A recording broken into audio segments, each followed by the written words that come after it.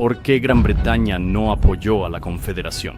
Los recién independientes descendientes de Gran Bretaña estaban ahora en guerra entre sí, un cañón enorme separando las dos mitades de una parte. A medida que el conflicto político cobraba fuerza en los sangrientos campos de batalla, tanto la Unión como la Confederación volvieron su mirada hacia la nación que los creó. Querían reconocimiento y apoyo. Querían que los británicos eligieran un bando. Entonces, ¿por qué no lo hicieron? En 1861, Gran Bretaña apenas se había recuperado de la agotadora guerra de Crimea, aún vigilando a los rusos con gran cautela. Las colonias británicas siempre agotaban la energía del imperio, y la idea de unirse a otra lucha extranjera era profundamente poco atractiva. Esto, sin embargo, no logró proteger al imperio británico de la existencia de la guerra en sus antiguas colonias, y la mirada expectante desde el otro lado del Atlántico atravesó la espalda vuelta de Gran Bretaña. Tendrían que hacer o decir algo. Así que declararon la neutralidad. Desde el inicio de la Guerra Civil Americana, la Unión tenía una visión bastante clara respecto a sus deseos, o más bien expectativas, de los británicos. Gran Bretaña debía ignorar a la Confederación, continuar reconociendo y alineándose solo con los Estados Unidos, y abstenerse de ayudar a los confederados en forma de buques de guerra, armamento u otros bienes y productos. Para los confederados necesitaban mucho más que mantener el statu quo. Los confederados tenían mucho que ganar. Esencialmente, el reconocimiento por parte del Imperio Británico, por ejemplo, podría ser enormemente beneficioso para demostrar que los Estados Confederados eran, de hecho, una nación válida por sí mismos. Incluso sin esta aprobación, sin embargo, había mucho que los británicos podían hacer para ayudar. Esencialmente, todas las cosas que la Unión no quería que Gran Bretaña hiciera. Gran Bretaña podría importar armas, buques de guerra y otros bienes, manteniéndose abierta y lista para pagar exportaciones de los confederados, como en el caso del amado algodón. El algodón, en particular, era en lo que los confederados apostaban toda esta ayuda. El presidente Jefferson Davis creía que el rey algodón mantendría al imperio británico bajo control, evitando que al menos cerraran por completo los estados del sur. Esto causó erróneamente que el presidente confederado adoptara una actitud bastante relajada al tratar con los británicos. Davis estaba equivocado en este sentido, pero esa no sería la única razón de la neutralidad británica. La opinión de los que estaban al otro lado del océano era indudablemente mixta. Dentro del gobierno, las perspectivas eran bastante indecisas y las lealtades permanecían sin escoger. En cuanto a la población general, muchos caían en la misma categoría. Sin embargo, los confederados no contaron con el apoyo de la élite británica y muchos clérigos. En particular, se ha observado que la aristocracia terrateniente simpatizaba en gran medida con los propietarios de plantaciones del sur. Esto contrastaba con la clase media, los trabajadores, los intelectuales y otros que apoyaban a la Unión y se oponían firmemente a la esclavitud. Estas opiniones contradictorias, junto con las perspectivas igualmente desiguales del propio gobierno, significaban que algo tendría que haberse hecho para impulsar al imperio británico de manera decisiva hacia un lado u otro. Y los confederados estaban demasiado confiados en el valor de su algodón como para hacer eso. Por otro lado, la Unión buscaba activamente la confirmación de Gran Bretaña de que no reconocería ni en ninguna forma apoyaría a los Estados Confederados. Y, si lo hicieron, deben entender que sería una amenaza directa y una falta de respeto hacia los Estados Unidos. Y la Unión tenía la ventaja debido al hecho de que este era el gobierno con el que los británicos ya estaban desarrollando relaciones amistosas y estables. Y era el único de los dos que ya era oficialmente una nación reconocida por sí misma. Además, la Unión tenía más que ofrecer que solo algodón. El comercio entre los Estados Unidos y Gran Bretaña era sumamente importante para ambas naciones, intercambiándose necesidades como granos y municiones de manera constante.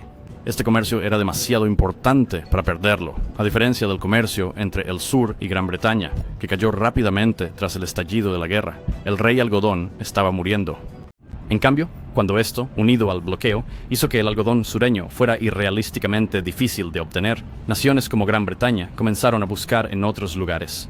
Y al buscar, encontraron proveedores de algodón más simples y mucho menos controvertidos, como Egipto, Brasil e India. Esto clavó el último clavo en el ataúd del rey algodón, enviando un mensaje claro a Jefferson Davis y sus hombres. En realidad, incluso la idea de que las naciones europeas intervinieran en la guerra para ayudar a los confederados era bastante inverosímil.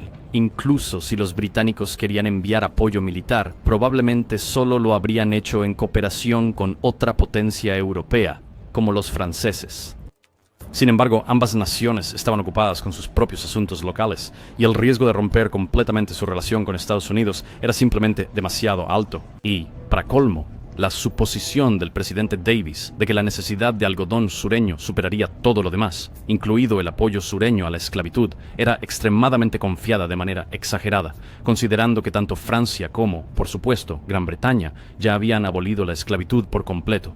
Al principio, el tema de la abolición estaba pasablemente poco claro para los observadores, dado que incluso el presidente Abraham Lincoln era suave en sus sentimientos antiesclavistas. Para el momento de la proclamación de emancipación en el otoño de 1862, la posición de la Unión contra la existencia de la esclavitud se volvió lo suficientemente comprensible para que los abolicionistas en otras naciones adoptaran una postura firme en apoyo de los Estados Unidos y en contra de la Confederación.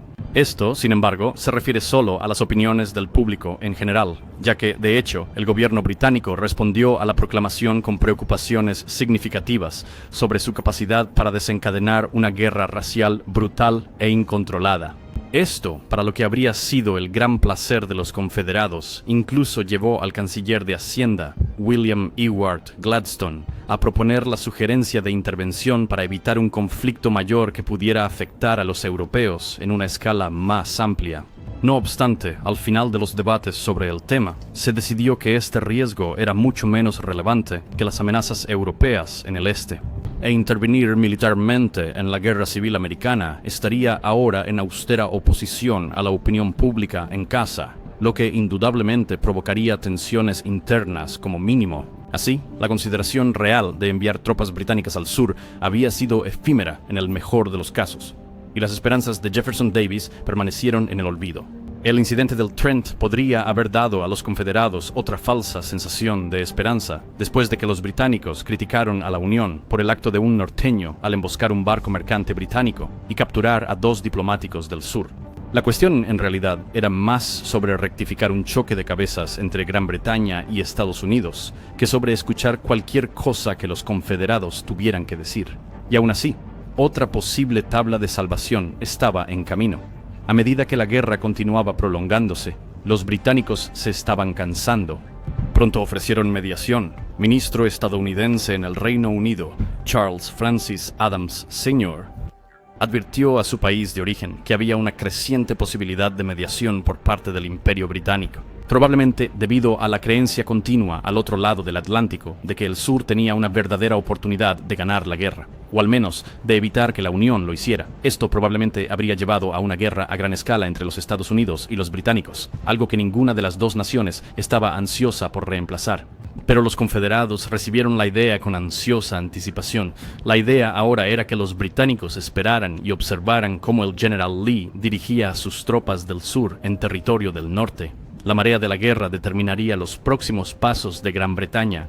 Cuando la batalla de Antietam terminó en un completo desastre para los confederados, la propuesta fue archivada y nuevamente Jefferson Davis quedó avergonzado y agraviado. Para finales de 1863, los confederados habían expulsado a todos los diplomáticos extranjeros, principalmente británicos, del sur, y todas las entidades europeas habían adoptado una postura rígida de neutralidad. No viajarían diplomáticos ni representantes a Richmond, y el escaso intento hecho por el sur de enviar a sus propios embajadores al extranjero había hecho poco o ningún bien. Ahora estaba claro que estaban solos. Esto era una guerra civil, y nada más. Nada había ni habría que hiciera que valiera la pena para Gran Bretaña unirse a la guerra, mucho menos del lado del sur.